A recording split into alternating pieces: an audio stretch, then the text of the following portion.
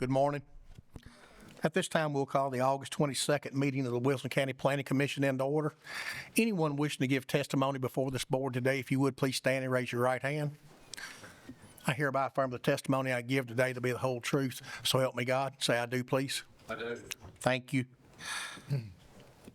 We need to approve the minutes from the July 18th minutes. Motion to approve. Second.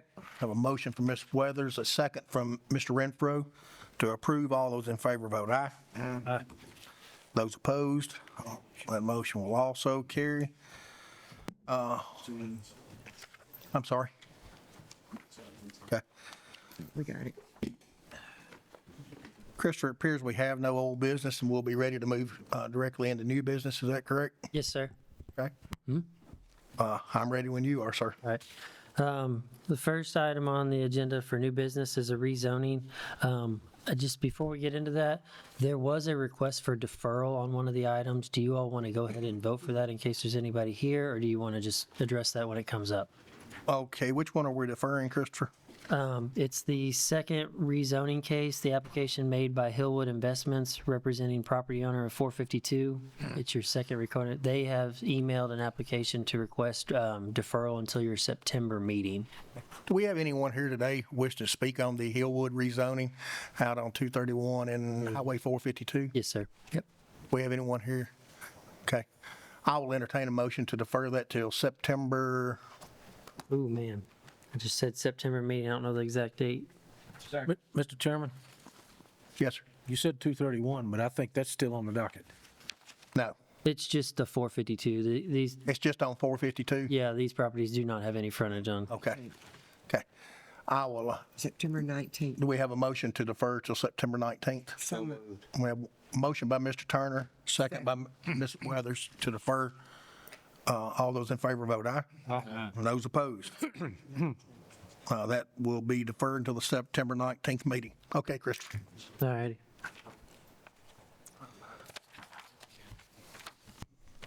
All right. Application has been made by property owner Paul Goddard requesting a land use plan amendment from a low-density residential area to high-density, high-intensity commercial area. The applicant also seeks to rezone the same property from A1 agricultural to C3 highway commercial. The property contains approximately 11 acres and is located at 4881 Murfreesboro Road and is further references parcel 42 on Wilson County Tax Map 123, Commission District 12, Mr. Haskell Evans. The Wilson County Growth Plan nor the Wilson County Land Use Plan has any direction for this area to be commercial. The property across Highway 231 South was also rezoned from A1 to I1 zoning in 2019. The rest of the immediately adjacent parcels are zoned A1 agricultural. There are some additional parcels farther south on Highway 231 that are zoned C3 highway commercial, so there may be some precedent for permitting such rezoning of a property in this vicinity for commercial purposes. However, the land use plan, which now reflects the above referenced rezonings in close vicinity, had an intent of keeping new commercial development centered around nearby busy corridors where traffic count approached 10,000 cars per day on the highway and 3,000 cars per day on the intersecting secondary streets. It is intended for development to be zoned to neighborhood scale commercial zoning for development under zone districts such as C1 neighborhood commercial and LOC limited office commercial zoning. That said, the majority of the nearby commercially zoned properties in this area have been zoned C3 highway commercial or I1 light industrial. Should the County Planning Commission or the County Commission ultimately decide to approve this request for rezoning, a site plan will be required at the time the property is proposed for development. Under commercial zoning and all commercial requirements, including permitting, paving, landscaping, building materials, and public sewer provisions, would apply to the property unless variances are granted by the Board of Zoning Appeals for any specifically listed site plan and commercial requirement. Finally, staff members have made copies of the rezoning request available to emergency services and have been given no feedback regarding the rezoning. Staff will note that the proposed rezoning falls within the limits of the Maddox-Simpson-Weemus Station 1 mile, 5 mile ISO response zone for fire and emergency services. The County Stormwater Department has requested the applicant, Planning Commission, and other interested parties be put on notice that the presence of sinkholes, caves, wetlands, streams, and land areas that are extremely flat, marshy, or steep may affect further development of these tracts of land. As an additional point of information, the rezoning does not appear to be in closer immediate proximity to any Century Farms based on the information provided to the Wilson County Planning Department. With all the above stated, staff cannot recommend approval based on the original intent outlined for zoning and development with the 2006 adopted and the 2021 modified land use plan. Staff will point out that there have been similar requests in the general area that the Planning Commission and County Commission have chosen to approve, setting a precedent for these types of requests.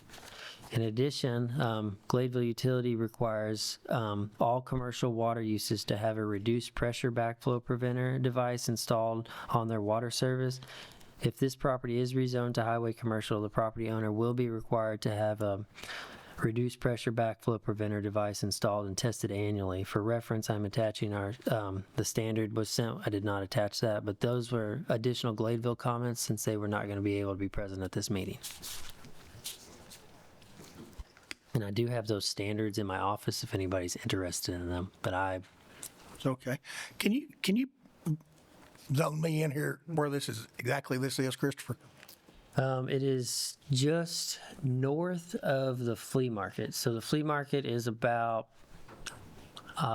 250 feet to the south of this property on the other side of the road, if that kind of helps. So it's just On the east side of 231. this property is on the east side, so it's just north of the entrance to Cedar Forest, Adjacent to the park. about 300 feet north of the entrance to Cedar Forest. Is it backing up to the park? Not directly, no. The parcel at the very rear it's still privately owned. Okay. And then I believe that parcel backs up to the park, yes. Okay, thank you. Who do we have here today to represent this case? Please step forward, state your name for the record. Tori Goddard. Okay. And what do you have to tell us today, Ms. Goddard? We purchased this property to get it rezoned for our office. We are Goddard Construction, moving from Mount Juliet to Lebanon. And that is that would be the use of this property would be for our construction office. Okay. Is there existing home on the property? There is, That's what you're planning to use for your office? correct. Okay. Christopher, this would not meet any criteria for an actual contractor's yard. No, we don't. That would be a use on appeal, and Okay. that's a use on appeal in C2 or I1. Contractor's yard would not fit within C3. It's not by right. Okay. Okay. Anything else you want to tell us, ma'am? Not unless you, And I assume the house is on septic, it is, has an existing septic system? yes. Okay. All right. Thank you. Okay. Do we have anyone else here today wishing to speak on this case? Do we have any questions from our board? Yes, sir. Yes, sir. Did a lot of traveling up and down that road every day. And there are wrecks on that corner every day at Central Pike, Chicken Road. And we're seeing this all over Wilson County. So we've got a Pandora's box where things are escaping. And we've got to be able to stop that bleeding. So C3, I got no problem with. I mean, C1, which is what was envisioned in the plan. There are wrecks every day. People are hitting each other on that corner. One of the worst things that our mayor was able to resolve, thank goodness, with the state patrol and the sheriff's office was the backup on Sundays and Saturdays for the flea market. And now you're adding commercial space in that area as well, when it was zoned for agriculture and even planned for the land use plan. This doesn't coincide with what we need in this part of the county. I think that you're going to have an issue because we have no infrastructure to carry this. And the more we allow for these variances, the more we're going to have to build this out. We won't have water. We won't have sewer. We won't have roads. There are no turn lanes that are adequate for this. Mr. Chairman, I'm very concerned about this kind of change. Okay. So, Thank you. Christopher, if this does go through, can they just utilize what's there and be grandfathered in, or do they have to bring a site plan back and meet No, the commercial requirements? If they're going to utilize everything that's existing on site, they'll be grandfathered in with the rezoning. Now, the moment that they add any sort of expansion or addition to the site, and that could be something as small as adding parking for employees, that would have to come back through a site plan approval before you all. But if they're going to utilize the site as it sits, They will not be required to do any changes. It'll be the expansion of it that triggers that. Thank you, sir. Do we have any other questions from our board? This is not right on the corner of Road and 231, though. No, sir. Football field links, I would say. Well, to give you a little bit more, I can, back here, I've got to shine this back behind you all because this turn lane right here that you see in the southern portion of this image, that is the turn lane that the state constructed for the flea market to kind of give you an exact location for this road right here. That expansion of the road, that's the turn lane that the state installed for the expansion of the flea market. This site right here is what is going to be Cedar Forest mini storage that's zoned I-1. Mr. Boggs brought that through about 4 or 5 years ago now to kind of give you a little bit more nailed down of the exact location, but it's not at any intersection, no, sir. So there are 6 buildings on that site. What are those buildings currently used for? There's 1 house and 5 outbuildings. I couldn't tell you what, I mean, they're all residentially zoned right now. I would assume I'm hoping they're for personal storage at present. But there's just one home. The rest of them are outbuildings. Yes, there's only 1 home. Yes, sir. And I can answer what they are if you need me to answer. If you wish, thank you. So there is, there's one house that we are planning to utilize as an office. And then there's 1 storage building. And then there was a couple of chicken coops, a greenhouse, and some other really small buildings on there, which we will be planning on tearing down, so they will no longer be there. Okay, thank you. Yes, sir. So how much traffic is going to be in and out of your office? There's only 3 of us, so not very much. You're not going to have trucks and so forth. Correct. Right. We do have a dump trailer that we will have in various times, but no, there's only 3 of us that work in the office at any given time. Okay, So, thank you. Any other questions from our board? Yeah, in reference to my colleague, if this gets sold and rezoned to C3, can trucks, large trucks and things enter in and out of this as an industrial site?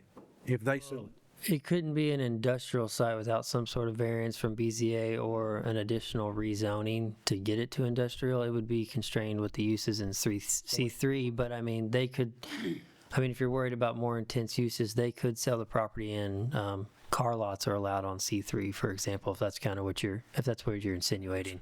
Yes.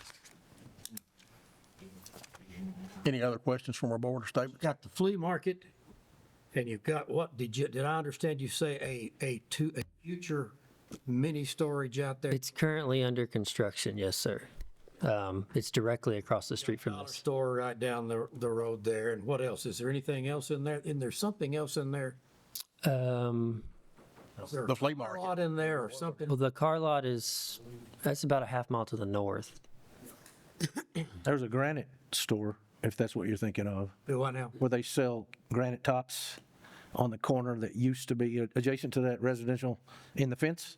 There on the corner of Chicken Road. That's in that corner.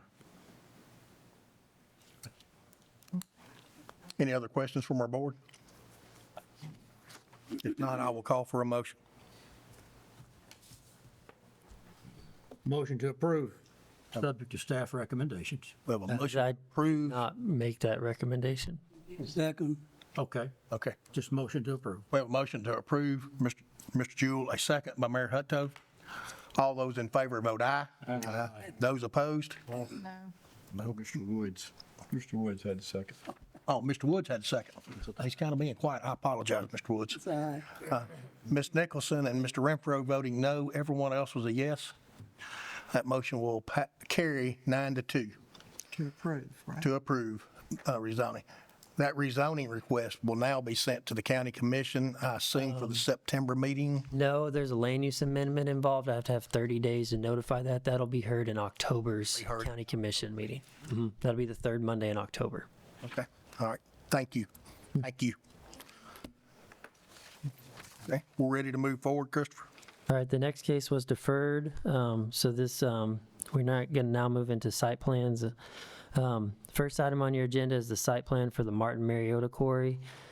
This is located at 2147 Murfreesboro Road. The site plan meets requirements. Staff can recommend approval. I do want to note that the city of Lebanon is no longer taking pump and haul from this site, and I made you all aware of that last time this came through.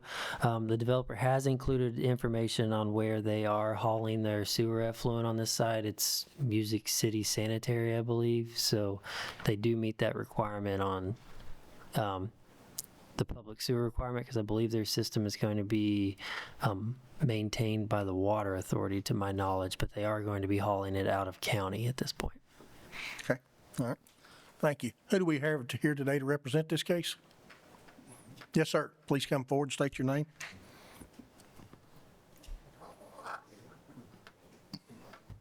Good morning. I'm Rory Eubanks. I'm with Morton Buildings, and we have a representative from Civil and a representative from Martin Marietta here if we have questions. Okay, thank you, sir. Anyone else wishing to speak on this case today? Do we have any questions from our board? Does this expand the footprint, Mr. Chairman? It's a proposed office on site, so it's a new building. So Within the this envelope, though, correct? oh yes, it's well within their building envelope for that site. That's it, Mr. Chairman, thank you. Okay. Any other questions from our board? Do we have a motion? Motion we approve based on staff recommendations. A motion from Mr. Turner to approve based on staff recommendations. Do we have a second? Second. Second, Mr. Noakes. All those in favor vote aye. Aye. Those opposed? That motion will carry. Thank you. Now ready for the site plan for the J-Ton 93, which I have no idea what it is. Yes, it's the site plan for J-Ton 93. It's located, it says Couchville Pike. During my due diligence, the address for this property is actually 75 Maddox Road. So I just want to amend that for you all. It's in Jeremy Hobbs's district. Site plan meets requirements. Staff can recommend approval. Developer has agreed to opaque screening requirements for the storage yard that's proposed on site, and the development will also need approval of a dustless surface in lieu of paving requirement for storage yard. They have it's a concrete, it's not a casting facility. They're not developing the concrete. It's a distribution office, but sometimes they have material that comes on site, from what I've been told. And the storage yard for that is going to meet all the screening requirements, but they don't want to pave that particular portion of that. You all can approve that as a development requirement since it's a C4 district. My requirements for that, which they've agreed to, is increase screening on the frontage, so all road frontage will be a completely opaque screen, which is aluminum or vinyl wood plank, something that you can't see through from the public right of way. And then they've also proposed you're going to have to elaborate on that substance, a spray over the crush and run to help keep dust down, and that's going to be done annually. That particular portion will go before our consulting engineer to evaluate on whether or not that will be adequate, but we can work through that at the staff level if you all approve this. We have the authority to waive the payment requirement, or is that a BOSA issue? No, for the C4, it would be a design criterion, so you all can make it a portion of that. I would typically like to see it in the master plan, but in this case, the master plan was done about 10 years ago. But Time ago. yep. But Chris, when you say you're going to require screening, is that just to the front, or is that around the whole thing? Because other people from their homes will be able to see the backside of it, right? Well, all the adjacent neighbors to this property are C4 zoned similarly, and they have chain link fences around their trucking yards. So it was not, I've been working with the developer. I was only going to require the completely opaque screening on all the road frontage sides. The portions that have abut the other C4 districts, I was just going to let them match the vinyl coated chain link. It'll be a storage yard as opposed to a trucking yard, but it's the same zone district. Unless you all want to require it all the way around, I'll work with that. Anyone else here to speak on this case, please?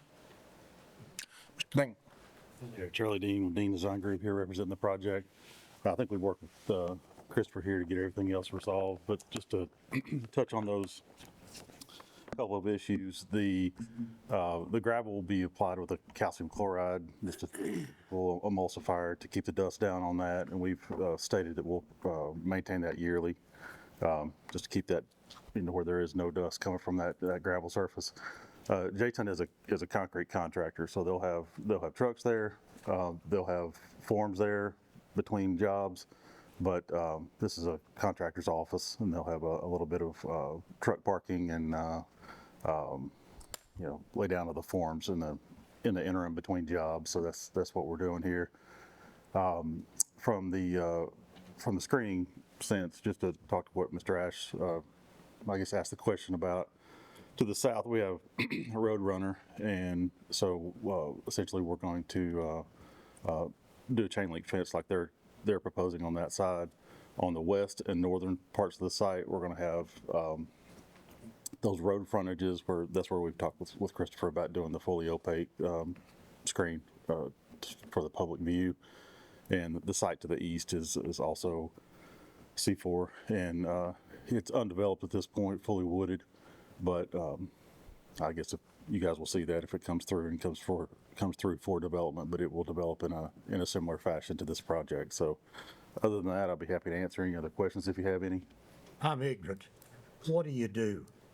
Like I said, this is a concrete contractor. So they will. Speaking very low, so if you'd speak up still. He's too tall for the The mic. only voice I got here. Yeah, let me do this. Yeah, there you go. Let me do this. Is that- No, but so they're a concrete contractor. Concrete contract. Yeah, and so this will be an office for them. And a storage for equipment. Equipment, yes, sir. Yes, sir. They're not batching concrete on site or anything like that. Okay. Right. Christopher, do we have a checks and balances on these things when we give these waivers on asphalt to go back every year and check it? And I have no reason to question these folks at all, just like it question. No. The closest thing that I can think of that we gave a waiver to would be Big Rig Trucking, which is on Couchville Industrial. That was some sort of crush and run compacted gravel because it was overnight truck parking, and they wanted a waiver on the pavement requirement due to it just wasn't going to be able to hold up long term. To say that site's been remained dustless would be Ambitious. yes. So as far as an overall check and balance, no, it's more of an honor system at that. Now, if it got out of hand, we could cite them for a zoning violation because it was not what was approved per their site plan, and we could go in them on that. But as far as enforcement of that, it would be fairly difficult, yes. And my memory of that site is they didn't emulsify the gravel at all. They just wanted to do gravel, and the variance was given to allow gravel. So we're going to emulsify it, as I've stated to Christopher. We'll be happy to put in the stormwater maintenance agreement that this will be part of our annual maintenance and if it's put in more teeth as well. If it's put in the stormwater maintenance agreement, that does give it a little bit more teeth because that's reviewed annually by our stormwater department. So that violation could trigger a little bit more. All right. Thank you, Keith. Mr. Dean. Yeah. All right. Yes, sir. Before Mr. Dean sits down. So this is similar to the crush and run, and it is bonding for the year. There's a reason you're giving it about a year's life. Right. Well, the calcium chloride. I mean, if you look at it, it is kind of a gluey type of Yes, sir. thing that you put down. The years on it goes from 1 to 2 years. It says that the maintenance is anticipated for every 1 to 2 years. We're stating 1 just to try to, Will they have concrete trucks running in and out of there, loaded or unloaded? We're both. loaded, right? No concrete trucks. Okay. Trucks will be in now. Okay. Gotcha. I got you. Now, they have an additive, I read, forgive me, it's been a while since I read that Civil magazine, that in addition to the calcium chloride, that actually bonds it even stronger. Is that what you guys are using, or just straight calcium? Well, we were doing calcium chloride, but certainly if you have something Yeah. that would extend the life of it, and not April 2022, I think, was the article, and I'll have to pull it. April 2022. Yes, sir. Yeah. Gary, that's quite a recall there. I'm sorry. You don't remember that, Mr. Dean? I don't. This is not going to shock anybody, but I don't have the intellect that Gary does. Oh, no. Well, anyway, it was a good article, and I really appreciate it. And it worked up north in some of the larger, because they have a 100,000-pound rating in some of the northern states, and they used it as an underlayment in some of these things. And I just thought it was really interesting. So I diverge. I'm sorry, sir. Okay. That's good info. Thank you. Yes, sir. Any other advice coming in this month? I got his number. I'll make sure that I. He does. I check in. All right. Do we have anyone else here today wish to speak on this case? Have any further questions from our board for Mr. Dean? Yeah, thank you, Charlie. Having no further question, I'll call for a motion. Move we approve? A motion for Mr. Renfro to approve, a second by Mr. Thompson. All those in favor vote aye. And those opposed, that motion will carry. Thank you, sir. Ready for the site plan for the Calvary Baptist Church in Sparta Park? Yes, sir. The site plan for the Calvary Baptist Church, this is located at 1702 Sparta Pike.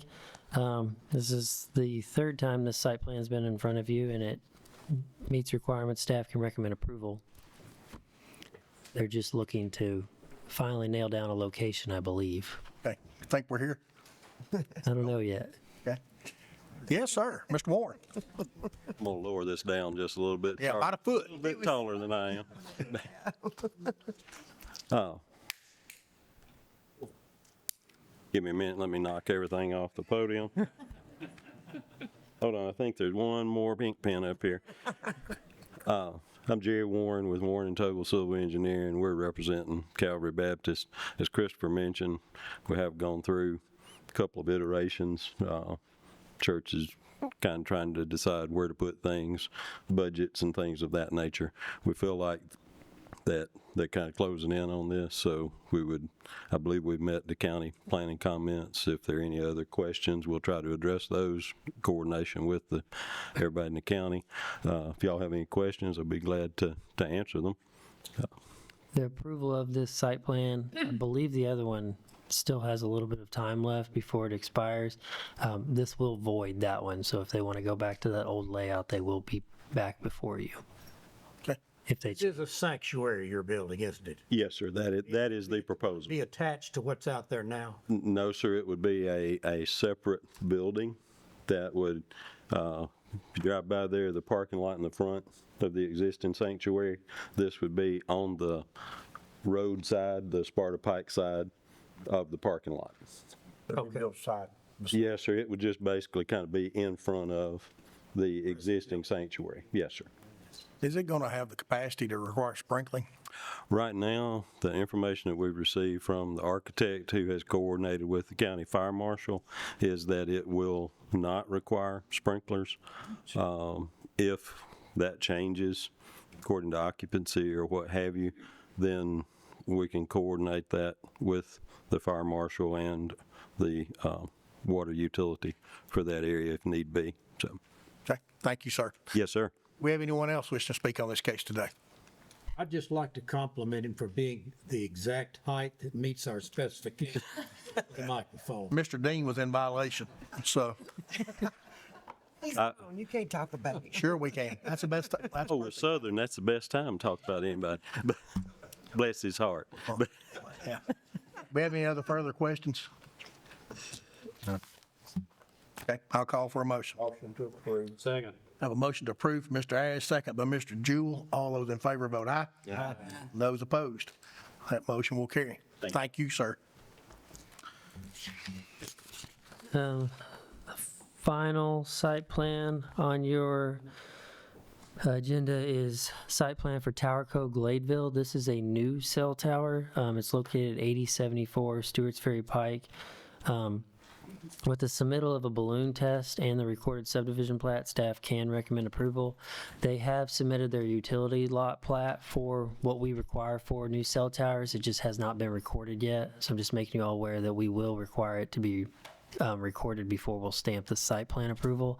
And the balloon test is the only thing they're lacking per our new cell tower requirements. And to go into depth of what that is, they're required to string up a balloon at the max height of the tower and then take photo pictures of it from intersections around the county of where you can see that, so it's documented for our sites, and that'll be the visual top of where the tower is. Well, this one will be lighted on top. That's a No, sir, it does not meet the regulation where it'll have to be lighted. pretty advanced technology, balloons. Is it freestanding or is it cabled? This one is a monopole construction. if my memory serves me, I think towers have to exceed 180 feet before they have to have a light pole. 199. The direct Right at 200. glide path or close to an airport. It's 199 and lower. Once you get to that 200-foot threshold, you're required to coordinate with the FAA and get a beacon on top of it. Yes, that's correct. And just because I can't help but ask, Christopher, we don't have a choice but to pass these things anyway, do we? Is that pretty accurate, isn't it? Well, I mean, we do have case law out there where we are the plaintiff and lost. We're the plaintiffs and lost? Yeah. Okay, that's what I thought. It gives us hope, brother. Thank you. It is a new tower, so you may have a little bit more purview on that, but I mean, I don't. Where's that at on Stewart's Ferry? It's the Donna Goff's property. It's roughly, Some property. yes, it's roughly directly, it's just south of the new middle school. It's fairly close to that. That's on a Century Farm now, Christopher. That is on, yes, it is. Yep. Understand. Okay. As a courtesy, Chris, do you not contact the airport anyway, just to let them know? I do not typically. I mean, I can reach out to them if you'd like me to. How tall is this tower? 125 feet? 125 feet? With the 130 feet. Do we have anyone here wishing to speak on this case? Do you want me to get confirmation from the airport before we get a stamp? It's a courtesy, not a requirement. I just, if you would. Okay.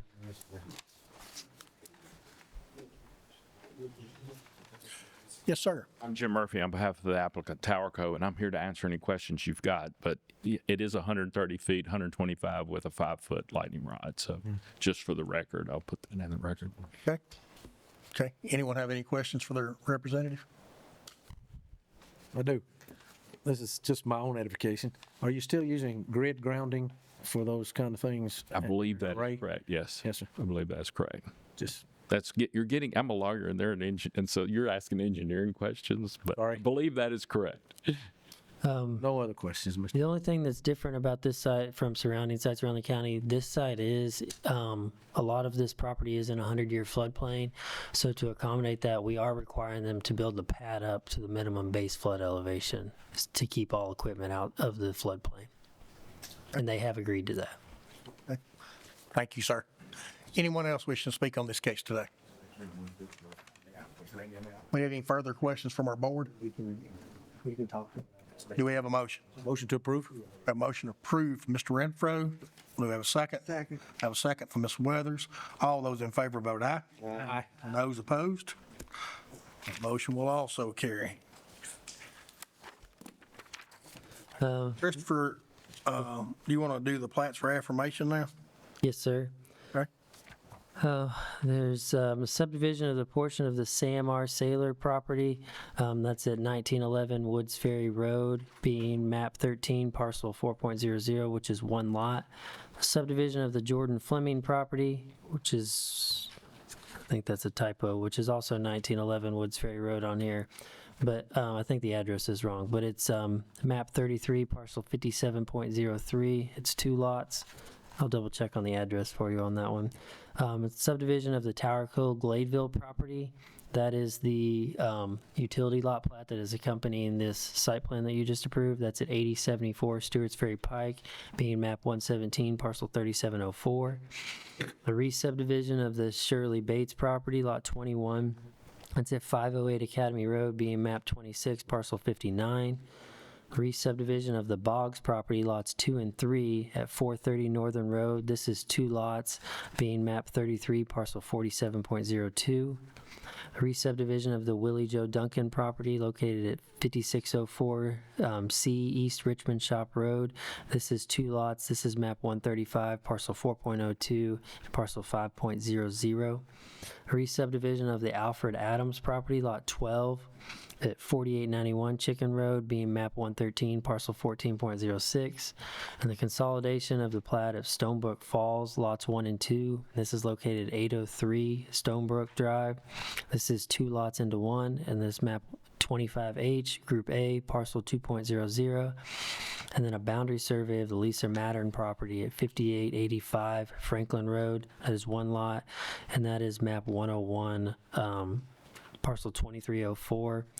The last one is a boundary survey because it was a tract that was never had a survey on plat, and they're just redrawing that lot to get it recorded. So they're not creating a new lot, in case there's any questions on why we're affirming a boundary survey. Okay. All right, thank you. Do we have anyone here today wishing to speak on any of these cases? Okay. Do we have a motion from our board? Motion to approve. We have a motion from Ms. Weathers to approve. Do we have a second? Second. We have a second from Mr. Woods. All those in favor vote aye. Aye. Those opposed? That motion will carry. Krista, you want to move into the PUD conversation? I can, yes, sir. It's going to be a lot to digest. I'm not. This is direction that I've gotten from the county commission, and then planning and zoning has asked me to address this as well. This is a resolution to our PUD ordinance within the county. In your packet, you've got every single page that's involved with that. It's 19 pages in total. That's not everything that's going to be amended, but I wanted to present everything for you so you had context of the entire ordinance.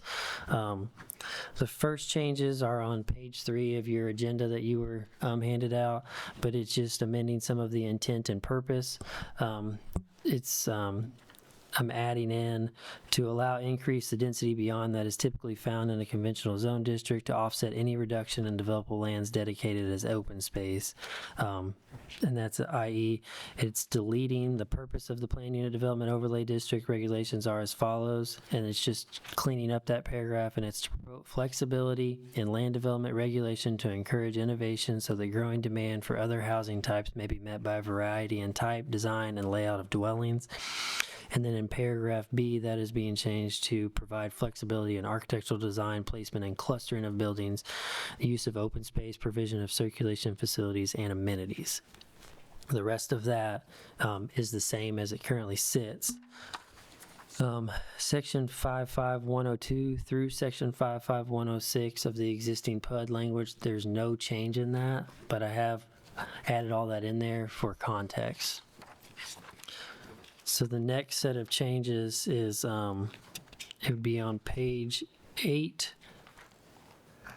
Page 8 of your agenda, which the only thing that it is changing is it's deleting the applicant must have pre-submitted conference with the planning director and building inspector. It's just removing the building inspector. That was originally added in there because the Development Services Department was over that, and at the time this was created, I don't think we had a chief building inspector or a Development Services Director. Okay. Yeah, okay. Let's see what else. I think I'm missing one. Okay, yeah, I was like, I know I'm missing one. On page 5, sorry, I'm backtracking. The only changes there is in section 55-107. This is the section that County Commission has had the most heartburn with in granting variances, and that is the overall required acreage for PUDs. Right now, the required acreage for PUDs regarding commercial development is 15 acres. That is being amended down to 10 acres. And then for residential planned unit developments, the current requirement is 100 acres. That is being amended down to 30 acres. And then for developments that are mixed use, which have commercial and residential, that is at, currently it is 100 acres, and that is being amended down to 35 acre minimum. And I can go in why I chose those densities if you all want me to go in depth about that when I finish up here. The next changes start, and this is where the majority of the changes are. It's page 12 of your agenda that you have, and it's Article 5.5, Section 5.301. It's the density and bulk regulations. So the majority of it, of the existing density requirements have been removed, and then it starts with bullet point number 1 where we outline new densities, and its density will be determined based on the total acreage available for the site. I do need to amend that down because I got squirrely in some of it. This needs to be in keeping with what we currently do, and it's 75% of the overall acreage of the site is what density is calculated through the rest of our zone district. So that's the only amendment that I have that's in front of you at current. I do need to change that down, but keeping with that, it would be density will be determined based on the total acreage available for the site up to 75% of that acreage. And then R1 base density will be 1.75 dwelling units per acre, and this is single family only.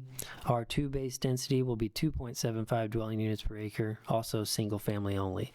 There is a caveat in there, is density for site plans can be increased by 0.15 dwelling units per acre with each additional 10% preservation of total open space on the site, up to an additional 0.3 dwelling units per acre. So that would allow the R1 in a PUD to get to 2.05 units per acre, and then R2 to get to 3.05 units per acre in a PUD overlay if they're going to We have their increase. proper math on the open space. Yes, and I've got details about how that open space is going to be calculated going forward, because I think the overall consensus is they want to actually see preservation of land, and this is my take on how to accommodate that. All planned residential unit developments shall require, and this is where we get into the open space, an additional 30% of total land area acreage to be placed in a conservation or agricultural easement that is not to be disturbed by the development of the property. Passive open space will be allowed within this area, i.e. walking trails or pedestrian circulation routes through the development. There will be no structures permitted within this area. And I kind of outlined that if there's ever questions on it. Areas not to be considered for preservation of open space, and this required 30% of conservation, is man-made stormwater detention or retention ponds will not be considered in that. Your step soil system areas will not be considered as part of that, and areas that are utilized for active open space for development for required amenities. So I'm not going to allow a developer to put their clubhouse or pool house or playgrounds in this area that's going to be preserved for. From the existing. Yes. So that gets in. The 30% is going to be required off the top if you do a PUD. So this is not to be disturbed. And then there's those 10% thresholds where you get additional density bump of the 0.15 units per acre. So it'd be up to, they can preserve more than this, but we're only going to give them a density bump for up to the additional 20%. So in keeping, this would be, it could propose 50% of conservation for a site that is being developed under a PUD. And Are we on any kind of timeline to do this right now? no, sir. No, this is just zoning ordinance. To look at? Yeah, no, it's just a direction from the county commission, planning and zoning. No, I'm just saying that Yeah, no, you can defer it for a month, or you can defer it for 2 months, and we'll come back to it after you all have time to assess it. But there's no timeline on you all to make We make the final determination of the county commission. you make a recommendation to the county commission. Let's back up a little bit and talk about overview Overview of what part? of all of this. Okay, The PUD was put in place, if I remember, 2001, I believe. when we had the issue with the Pulte home folks wanting to develop on the 1,400-acre site out at Tucker's Crossroads. That's when the PUD first came into play. It was written specifically for wanted that that. development. And we like to have never got it done. Finally, we did get it done, and then they decided they didn't want to do it, period. But what's wrong with it? Why the changes? What's bringing on the overview of the changes I see here? I'm just curious. Well, a lot of it is because some developers that come in, they want density requirements, and they don't have the acreage threshold to meet it, because 100 acres is a very large tract. And the county commission has had a lot of adversity with approving those variances for acreage requirements. Our current PUD regulations, when we amended lot sizes to be larger, it currently says that the minimum lot size in any PUD shall be no less than half of the parent size district. So with R1, our current size is 40,000 square feet. That locks the developer into 20,000 square feet, which is a little bit contradictory into being able to preserve that if we're going to require lot sizes. So it sounds to me like, again, overview, because I'm pretty thick. I've got to really walk slow here. But it sounds to me like what the PUD will do is reduce the number of homes in a large development. Is that correct? No, sir. It would not reduce the number. It would actually allow the developer to increase the number of homes. It would reduce the disturbed footprint within a development. Okay. So, It'd be similar to the most recent PUD that you all got approved, which was Cumberland Oaks up off of Bates Road. LaGuardia. They self-imposed some of these regulations on themselves, but they preserved 49% of that site. And this is kind of building that in to where, just a little more in line with what the general land use is around the country. Would you say it that way? Not just in this- around the country. Places. I've not done that in-depth of research. Yeah, I can't answer that to where it brings us in keeping with around the country. I wasn't writing it to be like the rest of the Just country trying to per get a se. handle on why we. I'm trying to accommodate where if we're going to do a density bump and conservation of land is at the forefront of the arguments that we see coming through here, that we actually require that and allow the developer to shrink lot sizes and still get the density development that they would be allowed per land use rights on those sites, but requiring them to lessen their infrastructure footprint. I like the PUD requirement. It gives us much more control over what it looks like and it fits in the neighborhood better. The existing one, Well, I like PUDs and, oh, gotcha, okay. Yeah, I'm with you on. because you could preserve some land here, and that's kind of what's always been on my mind. But there's some dramatic changes that we, Mr. Chairman, we are in open session. and I just, No, we're still, I mean, we allowed to ask? because I don't know who came up with, we'll say 30 acres or 30%. I don't know where all that came from. I had a meeting with Sumner County and Rutherford County's planners, and I've talked to GNRC as a resource as well about some of this. They've just given me some input as a consultant, but I've talked to fellow planners around the area, and I've looked at their PUD ordinances, and we went through this with the Planning and Zoning Committee in depth. We looked at Williamson County, Rutherford County, Sumner County. I think there was one more, I believe. Do you remember? Davidson County was the last one that we kind of presented to them immediately adjacent counties. So it's kind of in keeping with what some of them require for their PUDs. I am going to let you know some of the requirements that I put in ours is a little bit more strict than what they currently allow, just because I was trying to back up the conservation aspect. This is more restricted than Wilson County, Williamson? No. Well, no, it's not more restrictive than Williamson County. It is more restrictive than Rutherford and Sumner County at present. Williamson County's PUD is very unique. It is very restrictive, and they have zoning that they have a zoning district in Williamson County that allows 15-acre lots.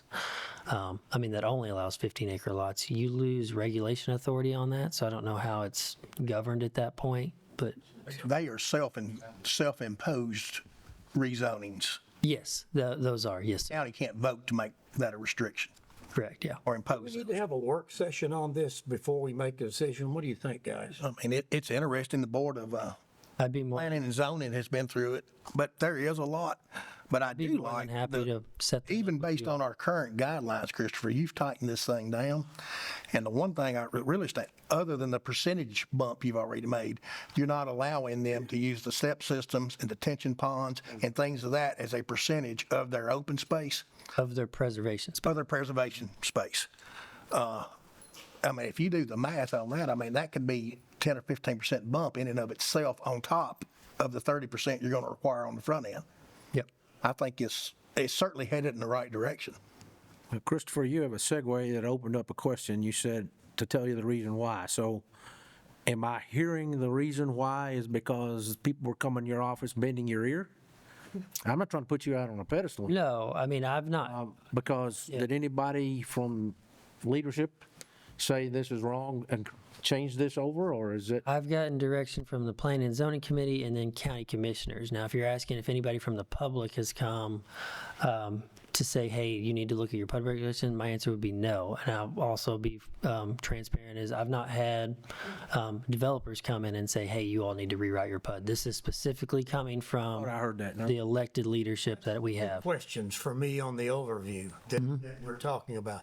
Where is the force behind making the change?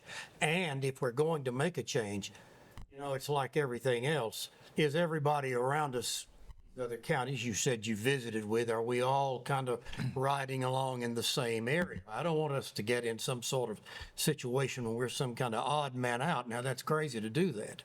And I do like the idea of a PUD. When you get into these times of heavy development, it's a good thing to have. But I think those are the two big questions. Where is it coming from?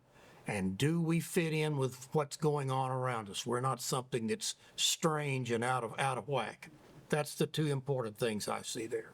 Yeah. Well, so I got to look at this. it's, guys. no, I think a work session is in order. I tend to agree, but in respect to my colleague, an odd setup amongst chaos is not a bad thing. So I don't mind being odd if it's more restrictive and we're looked at as the jewel in the middle of all this, because if you'll read the paper and you'll look at what's going on around us, we can't have enough sewer for a new school we just built. We've got issues with utilities, we got issues with roads, and we build and then say, we'll fix it after the fact. So this high density, and my question then would go to Chris is, please forgive me for putting my hand in front of you. Chris, what are we doing from a utility standpoint that you've gotten density increases? And those things going along with the utility, we can't even support now in certain outlying areas. right. And it's just down the street, we can prove that. So in your item number 2 on page, I've got it on page 15, it printed 15 for that, but that number 2 that says the walking trails and all that, you got 30%. If I'm a developer, I'm gonna give you the worst land I got, and it was Wilson County, so I got rock. I build all this up, make high density, and I got all this runoff going into this 30%, and I've created water for my neighbor, or whatever. Well, So Yep. unless you define what that 30%'s got to be, it's got to be somewhat good land or whatever, which I don't know that you can do that legally.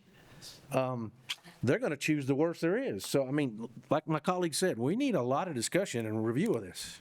yeah, and I don't, I would have to look into how to get, I guess, desirable land. I don't, this would be the terminology for How you that. define that? This is just Well, a comment. certainly we can't, the developer doesn't have to let us cherry pick. Correct. And I mean, any of these PUD regulations, like if somebody wanted to do a PUD, they're all going to come before you on the front end with some sort of conceptual plan. So it'll have that 30% area called out, and if we'll look into it and say, you know what, this has got 6-to-1 slopes on this entire 31%. Is it even worth the area? But I mean, I'm not looking. The way I wrote the ordinance for the 30%, I'm not looking that area was always going to be undeveloped. I'm just saying that it's going to be put in some sort of conservation or agricultural easement where it's not ever to be touched and it's going to be maintained by the HOA. Now, if it is prime land, if you have a large field and it's put into some sort of agricultural easement, it would be up to the HOA to lease that agricultural land out to a neighboring farmer. But I felt like, We control that. yeah, they would control that. But I felt like if, Or whatever they need. Yeah. but the reason is for like 30%, if you have a 100-acre site, that's 30 acres. That may be getting to the threshold that if a neighboring farmer has an adjoining property, they could utilize that, and it's worth their time, as opposed to just requiring smaller chunks of land, because no farmer, even if it's neighboring, is going to come over and cut 5 extra acres for hay. Contiguous land, or can I pick 2 acres there, 5 over here, 2 down here, and Ooh, I've not gotten into that. That'd be a good point to, that you don't want to happen. yeah, I would, Take a half acre all the way around this property, yeah. and it all be rock.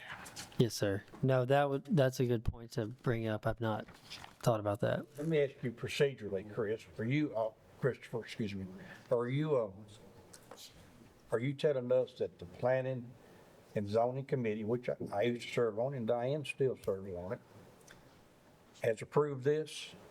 No, they have not approved it. Have they seen this? Yes, we did a work session with planning and zoning, more or less. I guess it was a work session. Then you said the county commission. That's where the direction to amend it came out of, was the county Now, commission. that's what's behind it. But no, I held a work session more or less with the planning and zoning committee where I presented all the neighboring counties with their regulations. We made kind of a snapshot of what they require and what they utilize for theirs. And then I wrote up this draft, and they were confident enough with this draft. They're like, okay, let's start the process with this. But whatever you all vote on, it will go back to planning and zoning to be forwarded to the county commission, but you all would be the recommending body. If there is any kind of workshop, I would certainly think it should be a joint workshop with that committee. Just the committee? Apparently, they've had hours of discussion and looking at it, they're right, Diane. We've discussed it. They're ahead of us on it. They're way ahead of us on it. And I don't want to jump out here and get in the middle of what they've done when they've had all that good brain power applied to it. They didn't invite us, so. I know that didn't involve us, but it's sitting in front of us. That's what I'm getting to, No question. in a nice kind of way. Christopher, from a practical standpoint, I know your plate is full. Timing wise, if we wanted to have a work session on this, one afternoon, after a planning commission meeting, Can we carry the CE? and I'm not trying to put you on the spot. You No, you're back with us on that? Well, I mean, how long, when do you all want to make a decision on this would be, and that would be where I would try to, I think we would try to accommodate what you've got going on. There's not an ox in the ditch here. This doesn't have to be done this month. And there's a lot of steps that's got to be taken before this moves forward, period. If you could get us some dates that work for you and email them out to us, maybe we can come to the consensus and it can work better for your schedule. yeah, I mean, if you wanted to table this till your October planning commission, Hey, you don't want to table. well, not, or defer it, I guess. Sorry, wrong lingo.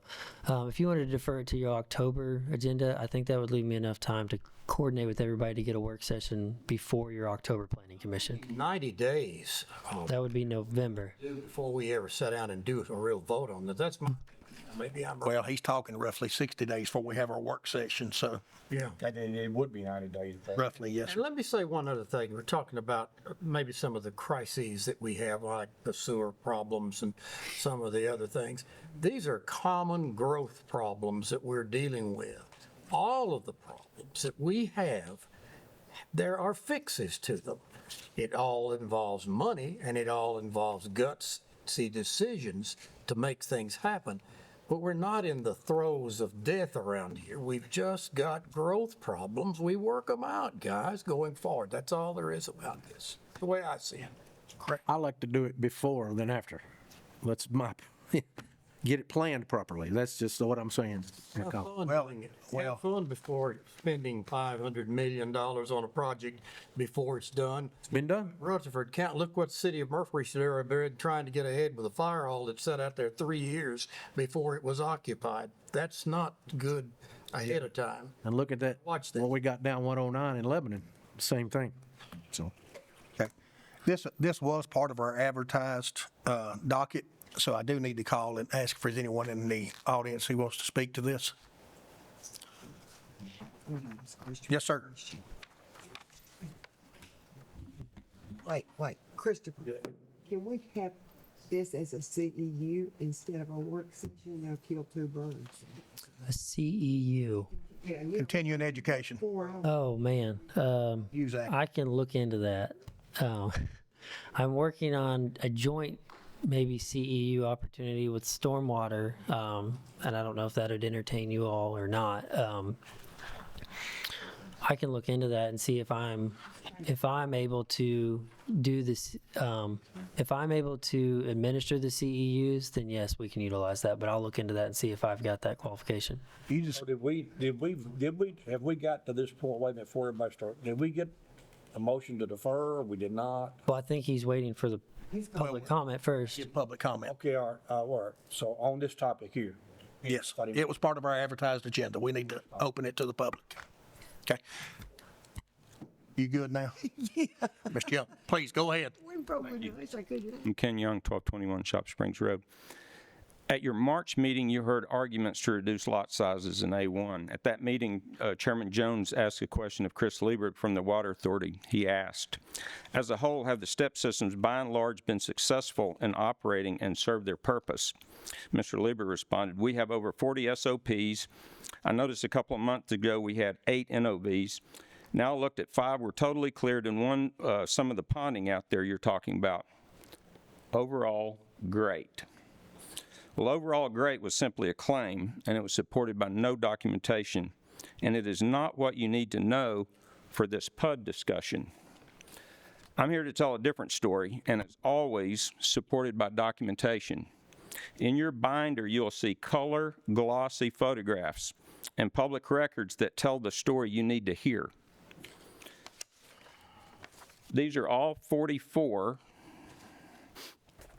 of the SOPs assigned to the Water Authority treatment systems. In the PUD context, more than half of these systems are either too new to be relevant or they are so small that they're not comparable to what's necessary in a PUD. However, there are some that are comparable. Those are systems serving 65 or more homes that are 3 or more years old. And why do we need to look at these? Because it's useful to understand how larger drip areas have performed. That's what's going to be required of a PUD. Were they large enough initially? And if they were not, how was that addressed? How well did the system age? Did the soils prove to be resilient? Will they function indefinitely with the actual flows they experience? Was the equipment adequate? Of all 44 permits, only 13 fit this criteria. 8 out of those 13 have serious issues, more than half. Now that is the solid information you need to make decisions. A 60% failure rate is not doing great. Let's look at some of these systems. They're in your booklet in the table of contents.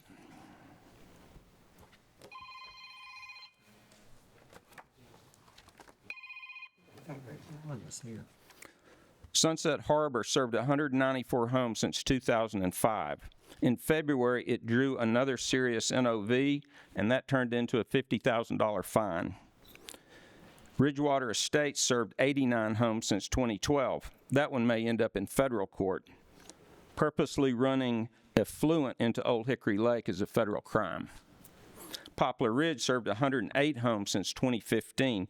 The authority had too many homes on too few acres of drip, so the state stepped in.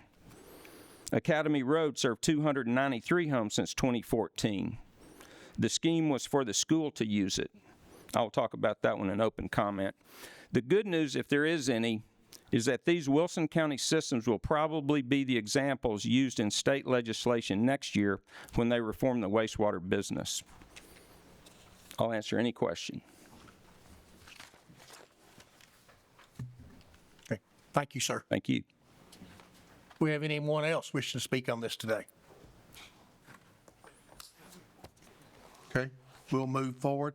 I think the only thing actually left on our agenda, Chris, is the election of officers.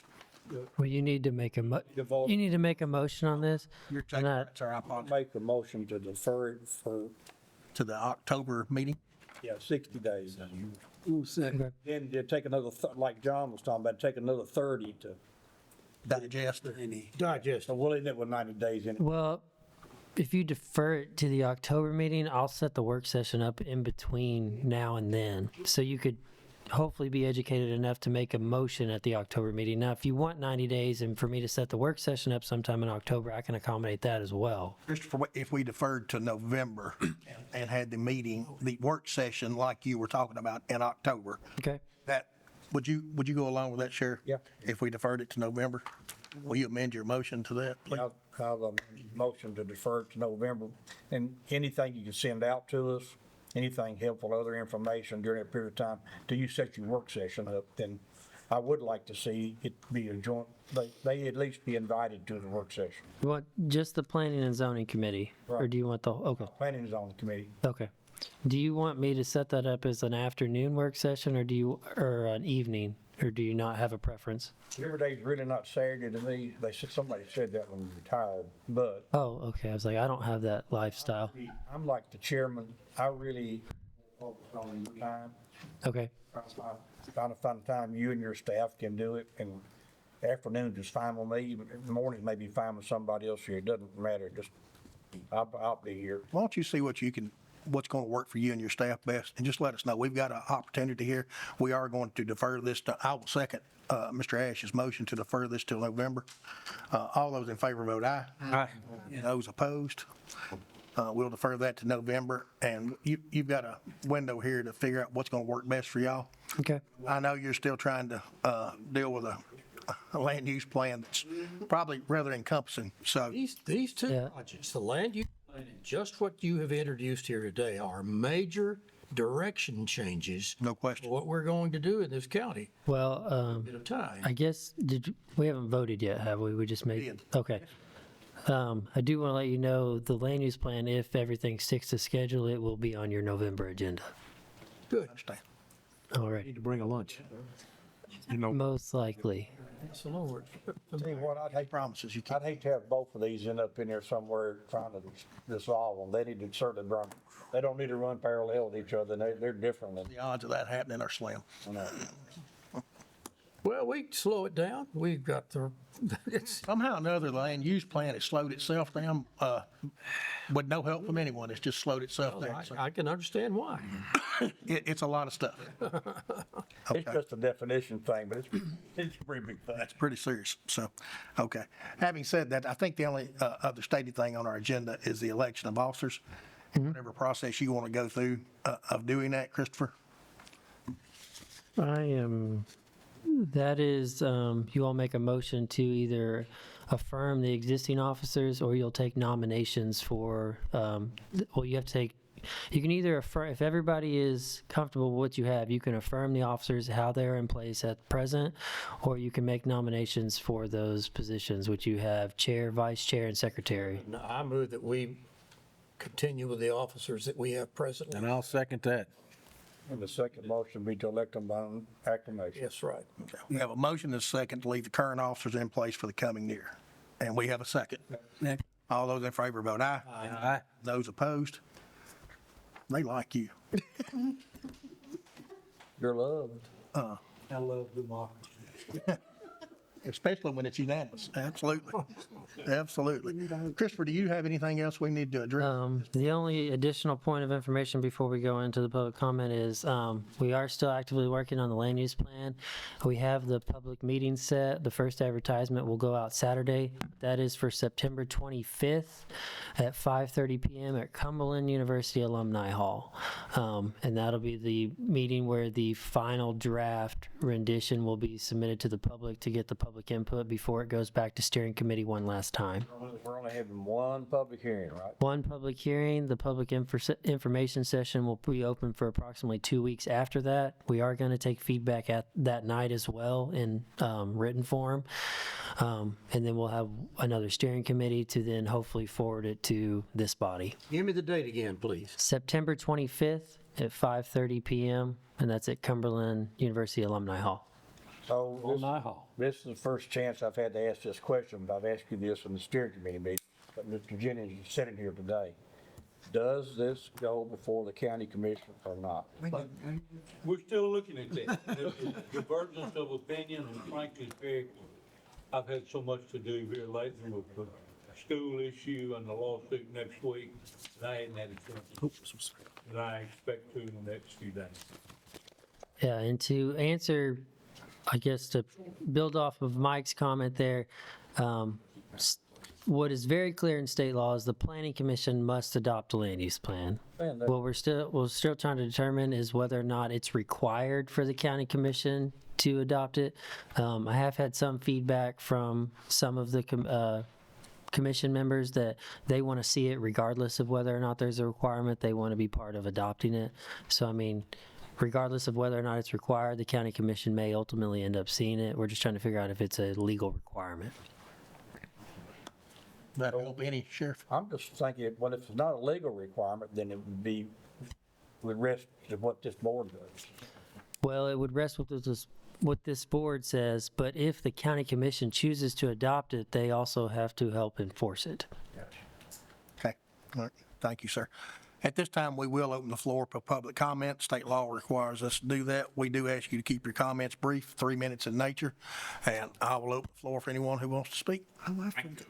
Mr. Neal, I forgot you hung around. put him on the clock. Don't encourage you. They cut it back to 2. My notes, I'm not very Time's organized up. as the other speakers are. Perry Neal, 1000 Murphy Lane, Lebanon. As y'all are well aware, I do serve on the Board of Zoning Appeals, but I am not here in that behalf. I'm here as Perry Neal, a concerned citizen, resident of Wilson County. Hear about the land use plan. I've got a lot of paperwork. I'll try to make this very brief. My main concern is a rural living. And Christopher, I would hope maybe at some point in time you could jump into this a little bit. There's been 9 steering committee meetings so far. At the last one, they changed the definition on rural living. Rural living is approximately 80,000 acres, which I think is currently A1, predominantly A1. Up until the last meeting, it was going to be a residential density of 1 dwelling per 3 acres. And at that last meeting, they, and I would. They amended it to a range. I'll get a copy of this. What, I'm sorry. Yes, Christopher. They amended it to a range. They amended it to a range. So the range that was amended last month on rural living, which is approximately 80,000 acres, is 1 dwelling unit per acre. That would be, I guess, the highest density. The lowest density is 1 dwelling unit per 5 acres. I don't know why that even really matters, because I'm assuming if I own 100 acres in rural living, I could put 1 house on 100 acres. So does the developer take an average of this, and does he have to develop part of his development at 1 acre and then part of it at 5? I don't understand that. I think it's very confusing. And I think it's everything that this county has done to try to get away from in the A1. You've tried, this county's done a lot in the last year or two to make the A1 2 acres. And I just don't feel like that's the direction we're headed. The GNRC has been working on this for a year or longer. This is their data. They had 1,800 plus surveys. Based off those surveys, GNRC came up with this guiding mission for the land use plan: maximize economic opportunities while preserving the agricultural lands and open spaces, conserving natural resources and historical features of Wilson County. This didn't come from me or anybody. This came from the steering committee that's just proposed to take 80,000 acres of A1, it's 2 acres, and make an amendment to where it could have a 1 acre dwelling, 1 dwelling per 1 acre. So I think that's a big step in the wrong direction. I don't think it's what the public wanted when there was 1,800 people that Well, built. and just for clarity, Yes, please jump in. irregardless what that land use plan says, the current zoning of a piece of property and the zoning standard is going to take precedent over the land use plan unless amended. Is that if I bring something into you, you have to look at it whether it's A1 or R1 based on its current zoning. The current zoning land use entitlements is going to take precedent over anything that the land use plan would allow. The land use plan is a strong recommendation, not a law. It's a vision tool. Correct? It's a vision tool. And it plainly says in the land use plan, if it is felt the land use plan does not adequately serve the public good, it does not have to be followed, is what I'm trying to say. That's in the present one we have. There's some kind of wordage to that. Well, yeah, that'll be in this one too, because there's going to be those extenuating circumstances. Yes. And it, by its very nature, it's designed to be fluid. To be what? To be fluid. Yes. To acclimate and adapt. It has to be. So, yes, sir, Mr. At the same time- Perry, I'm not going to take your time away from you. I'm sorry. This is what I wanted. I wanted some discussion about this. On the flip side of that, Mr. Jewell, every time we get a recommendation from the planner, it's based off the land use plan. You know, sometimes if he doesn't make a recommendation for approval, it's because the land use plan doesn't give direction. So if that land use plan gave direction, 1 house per acre, he could say, I recommend approval based on. Not if it's not zoned properly. But a lot of things are done without the recommendations being followed. We do a lot of things over the time I've been here that the recommendation of the planner was not followed. Yeah. And I had 14. the land use plan, I know what More than you like, don't it, Chris? I had 14 recommendations yesterday at Boza, and only 2 of them got followed. So Guilty. Yeah, Perry. Guilty as charged. I got what you're saying, I got you. I mean, you'd have to get a rezoning before you could do that. I'm sorry. Go ahead, Mr. Neal. I apologize. Under that definition I just read, which is one, in the rural living, 1 dwelling per 1 acre, land use plan. Hypothetically, if I asked each and every one of you, as a developer or whatever, I've got 100 acres in rural living. I want to follow your land use plan word for word. I want to get 1 house on every 1 acre of that. I understand there's a talk of what 75, 80% of 100 acres could be developed because you have roads, you have step systems, you have all that. So that developer follows this guideline word for word. He wants to develop 75% of that 100 acres. That puts him at 75 or 80 houses. He's following your land use plan, and he comes to Christopher and he wants a recommendation on that. Well, he can't do that in A1, so Christopher's going to have to say, well, it's got to be R1 or it's got to be an R1 PUD. So I guess, and this might be a legal issue, so when he gets a negative recommendation or when he gets denied, does this not open the door for a lawsuit? As a developer that wants to follow this word for word, and I buy 100 acres in rural living, and it says in here, I can put 1 dwelling per acre. We not opening the door for something that we can't ever get it shut back again? If we make a decision that goes adverse to the land use plan, it gives someone who wants to sue some ammunition. Absolutely. Doesn't necessarily mean they'll win, but the question I get asked, and Christopher will get asked in a trial is, well, why are you not following your land use plan? And we better have a doggone good reason, because these things are, zoning and everything else, the case law is full of, that it's set up to favor the property owner. It may, Government, the property owner. it may be Christopher's intention, it may be GNRC and the Land Use Committee's intention not to allow this in A1, but when you open the door by having that wordage, I mean, you open the door to where the developers with the big, and it may not be 100 acres, it may be 500 acres, it may, and we're talking about, I've got a map, that I don't have room to put it up and show you.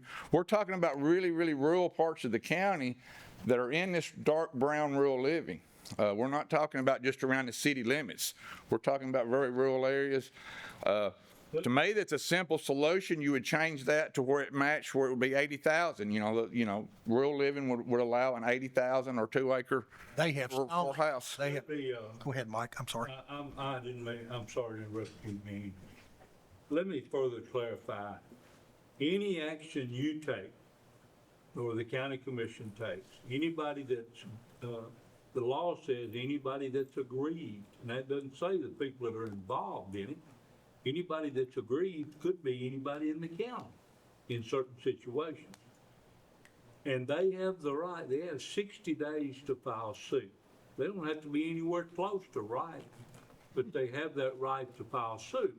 Now, what I was saying is, if the decision has been made contrary to the land use plan, that'll be thrown back at me by that person that filed that lawsuit.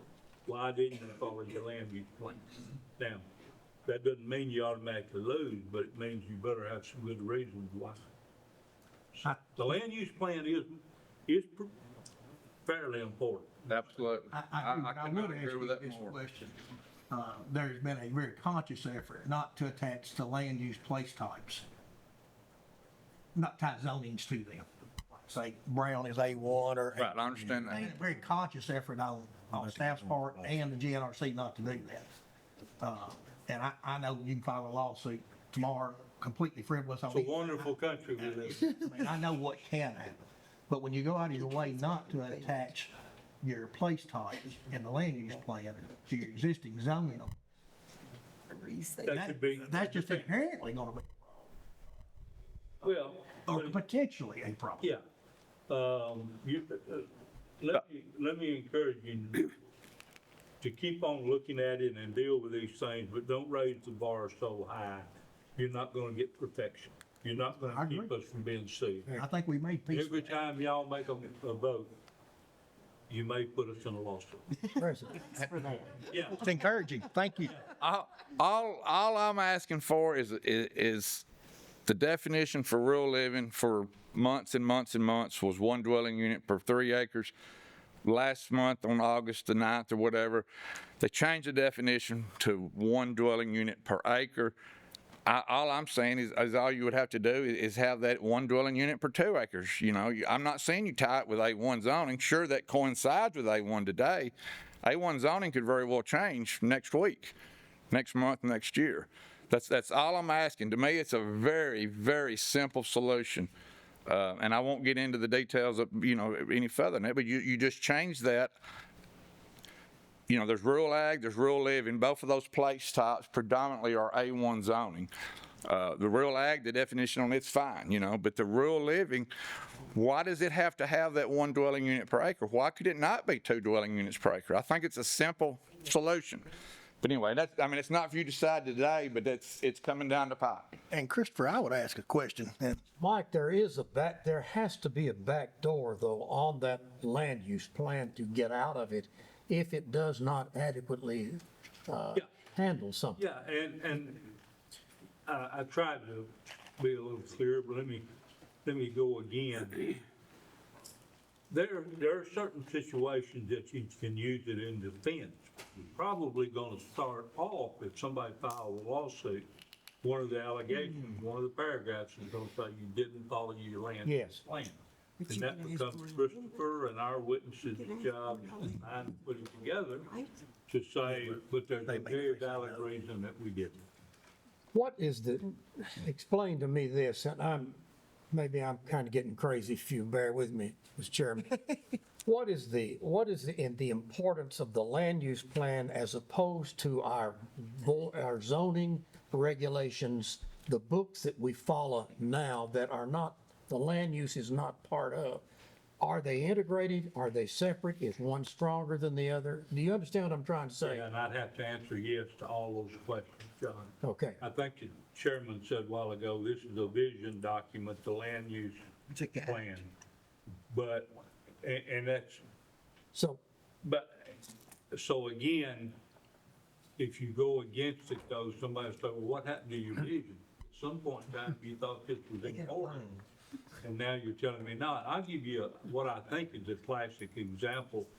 Hadn't happened here, but out in West Tennessee, the Ford factory or whatever, didn't they? All of that's agricultural land. I'm sure their land use plan said it's supposed to remain agricultural.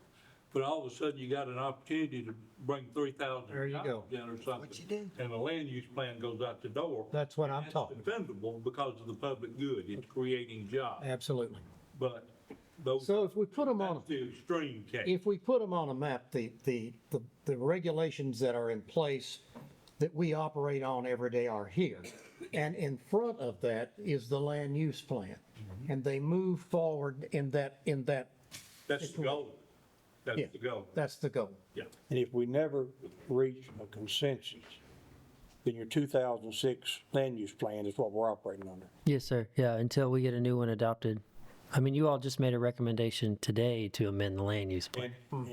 And listen, We've when done a lot when the new land use plan comes into effect, if it ever does, won't be 60 days or 90. There'll be somebody standing right where Mr. Neal is standing and saying, I've got this great proposal, but you'll have to amend your land use plan. And it's got to be for the greater good, basically, to do that, I would think. That would be That's the argument we'd make. yeah. That's the intent, anyway. Mr. Chairman, Mr. Renfro. good Lord. Out of respect for all of my colleagues, and you may agree or not disagree. I can't see the land use plan as willy-nilly, and that's what I'm hearing. I can't see that this is a democracy, and the light turning yellow and then red is not a suggestion. It means suck and stop, okay? And I think the land use plan, once you develop it now, at least the 2025 that we're about to develop, can't be saying, it has to be exception. You said the word just a moment ago, Michael. The Ford plant was for the greater good for 3,000 people, and then even the economy exploded over it. So yes, that would be something I could see as a board member that is worth doing. But because 2 other properties down the road have been changed 50 years ago, doesn't mean this one becomes commercial or industrial because it's against the land use plan. You can't just write the document, put it in a drawer and say, oh, well, we got one. Now I've got it on file, and it's good. And then he's got to go to court 8 times. Well, I don't think that's the intent. And Well, I don't think it is either, but I want to make sure for record, because they already have said on that record, that we're here to make those changes. We're also here to support it, defend it, and lock it in. yes, I mean, Until it becomes that exception for all good, not 4 people, but 4,000 or 400 or whatever. I think it's very easy to say, and Christopher, you correct me, the existing land use plan has probably been followed 95% of the time since we adopted it in 2006. So it's not something we stuck in a drawer and forgot about. For my vote, I don't think we've ever been contradictory to the present land use plan that was not a good, justified change. I don't see that.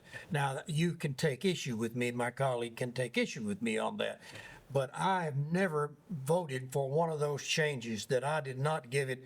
The thing I have always said, that I did not give the greater good of this county. And greater good's not only for me, but it's for there and there and there. Everything we vote here affects everybody. If nothing else, minimally on the increased taxes or the things that cost us more, the things that cost us less. It touches all of us. I've never taken them seriously, and I feel very strongly about the votes and the changes, because much of what we have voted on were votes against a land use plan. In my opinion, it was very much out of. What we're living in is not mutually exclusive. The traffic, the density issues, the flow, the water, the this, the that, all the utilities, power distribution has to increase. That planning has to be part of that entire thought process. So I'm just saying, for the record, we need to consider it. Mr. Chairman, Mr. Ash. you know, I serve on that committee along with some other folks. When we started this process, I'll be very transparent about my thought process.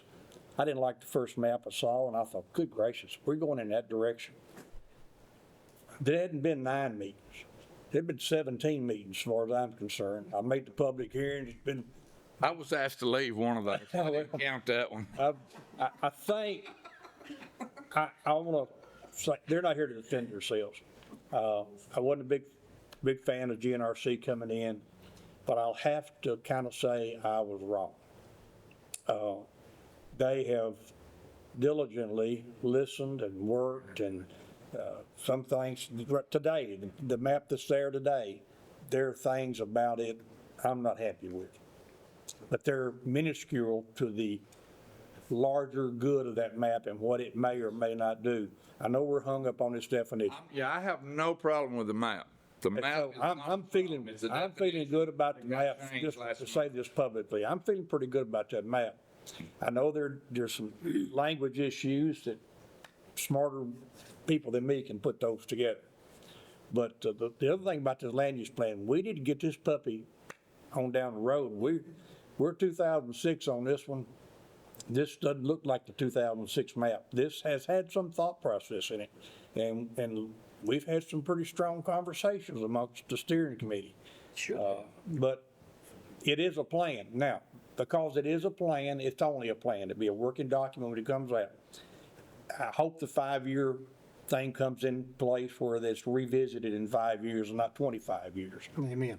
And because they'll find things that we did and approved, they'll say, you know, they're probably wrong about that. We need to kind of do it this way.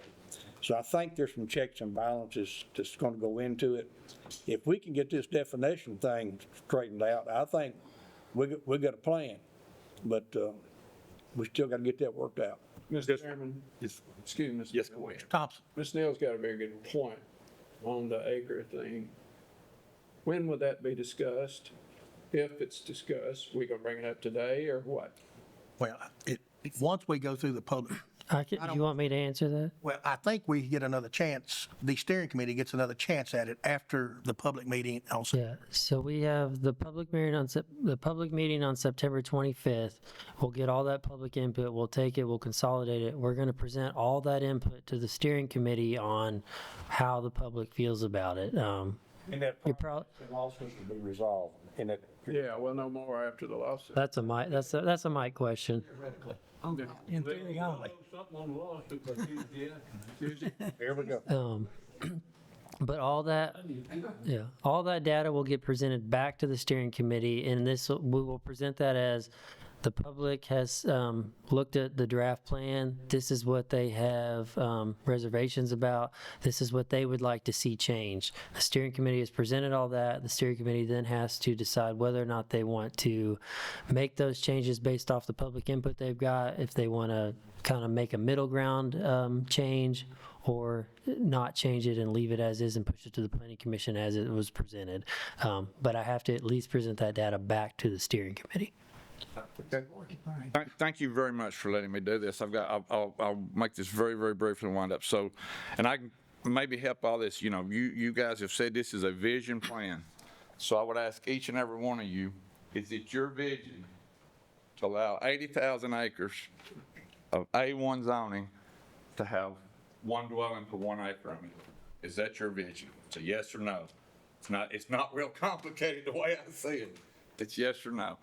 As far as public input at the meeting coming up, you know, there's already been 1,800 people that weighed in on this publicly. And Mr. Ash is 100% right. The steering committee has done their due diligence. I mean, a ton over. They have really, really done their due diligence on it. But I would just ask, is it your vision to allow 80,000 acres to go back to 1 acre dwellings? Thank you very much. Thank you for your time. Thank you, sir. Okay, I apologize, that got a little out of hand. Do we have anyone else here wishing to speak during the public comment period? Mr. Young? I promise. Thank you. No book? Hey, Perry, watch how you do it. He's here every month. I'm not. I see you more than I do him. Mr. Ash had a question I don't think I ever heard the answer to, and his question was, how did the PUD get on the agenda? It was, I'll answer it again. That came from the direction of our county commission. It was our elected officials that wanted me to look into that, and then planning and zoning, we also had meetings there, and that's how it got here.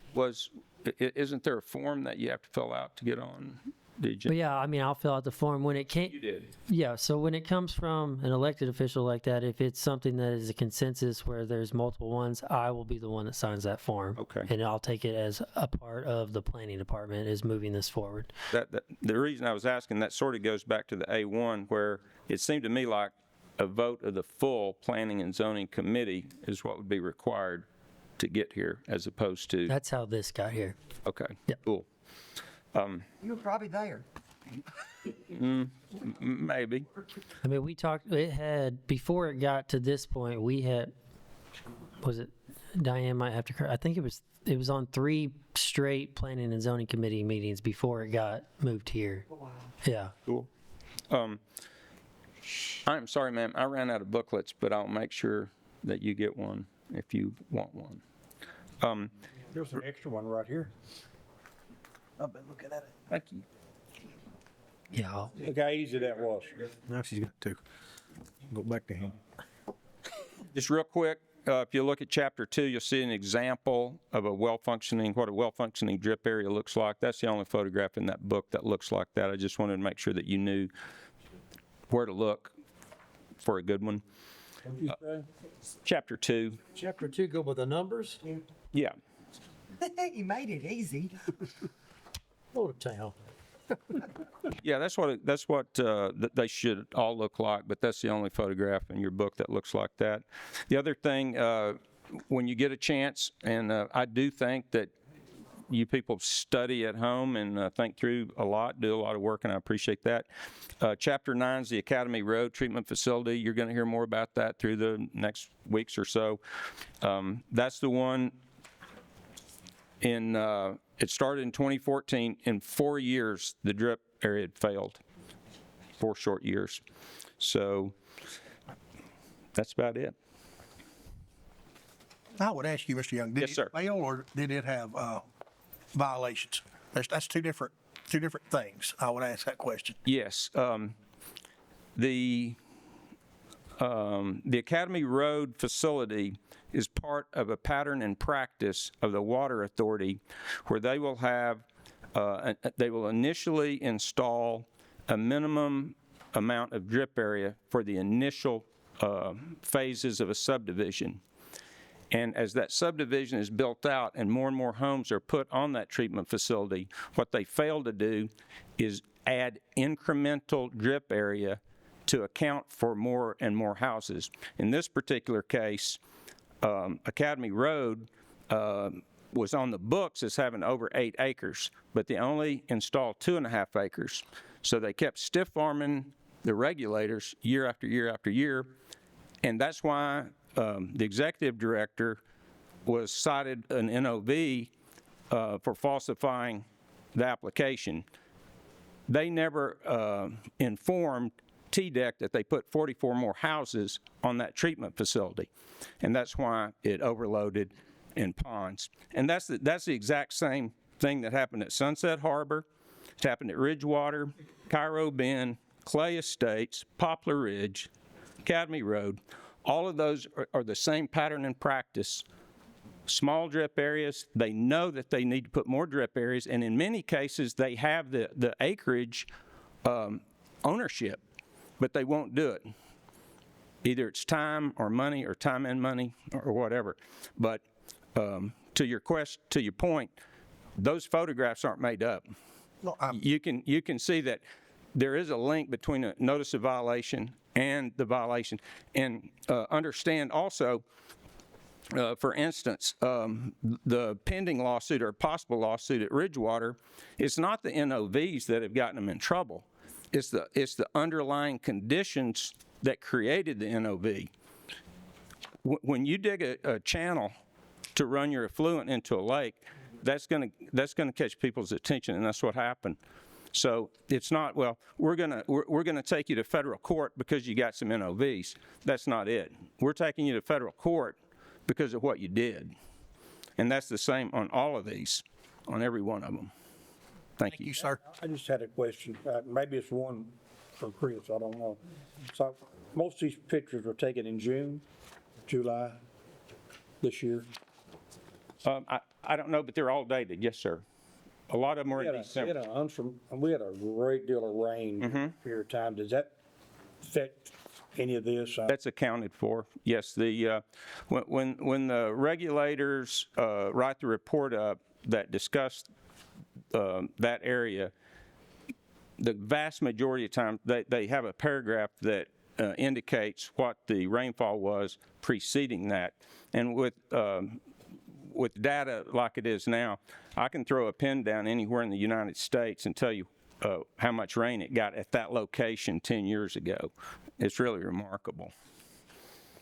Thank you. Okay. All right, thank you, sir. Christopher, do you have anything else? Or do we have any other further public comment on anyone? Mr. Chairman, Seeing none, we'll. I just have one question. Go ahead. Mr. Renfro. Mr. Neal, you don't have to stand up, sir. It was referring to your findings. And then I hear steering committee. Is this acreage that he has concern about and 1,800 people also have a concern, is that before this body and something that we would vote on, or the steering committee takes it to the elected officials? Ultimately, the steering committee is going to provide us with a plan. This body has to pass it. This, okay. This body has to pass it. Now, the 1,800 Mr. Neal are talking about was a year ago-ish. That was the, We'll have new data after this upcoming meeting in I September. didn't know if it was a separate item for the elected officials or not, and I wasn't sure, but we have to go through us first and then. Once it leaves the steering committee, it has to come here and we have to make a recommend. Well, we don't know, we either have to approve or the county commission has to. Yeah, you don't, You have to be determined. well, Vote on it. We will have to vote on it. Real sure. yeah, It's a confusion. you all will have to adopt it. You all will have to adopt it for it to go into effect. I would just say, I hope you really understand that the developer is gonna come in here with 100 acres, and gonna put 100 houses on it, and how that plays out, if you adopt it as it's stated currently. How does that play out in the real world a year from today? It's a very good question. I wanna make sure everybody, that, I don't want to prolong these comments, but I want to reiterate one of the things I said in the very beginning. This concerns me. We put all this work into this, and there's several on this board here who's doing this, and you hadn't missed any, I don't think, Perry. One. But, You're the one I was but actually- the reason I keep bringing up the issue about the county commission, I used to sit right there for 8 years and 30 years as sheriff, got some idea of what's kind of going on. When it gets in here and they're not as informed as all of the people who applied this, and I know what the feeling is like when you got a row of people right here saying, well, I don't want it in my neighborhood. And I'm really looking for consensus. I doubt we ever get it, but I know that some of the people here are not even going to have seen this or understood this. And if it's put in front of them for a vote, it's going to be a very crucial vote. Because we've said a lot of stuff up there and they voted it down from what this committee's done. So I want to make sure I that, mean, I've had multiple work sessions on this land use plan with planning commission and county commission, and then there's the steering committee meetings as well. But I mean, I really hope if it gets to that point, it's not voted down. If it gets voted down, it's not because they don't understand it. It's because they're truly against it. If it gets voted down, I mean, I feel like I've done everything in my power to educate the elected officials on this plan. There's a lot of political pressure on all that we do, everything. I sat in here for 3 or 4 years. I know how it is. And I was on city council at Watertown, and I know how that is. I got to run off for decisions we make. I know how that is. But you make decisions. Yeah, you make decisions. Not the current mayor. Not the current mayor. You've been the mayor 100 years. Yeah. Might be that long before y'all get this plan. We've got a really good start. We've got a really good start on It's 100. set up to recommend where they can rely on us, we can rely on the steering committee. That's the way the levels of decision are done on these critical issues. There are several. And that's state law. It's not our policy. That's state law. We That's have the way to. it is. Mr. Chairman, in that light, I want to say I respect all of my colleagues. I'm not after anybody.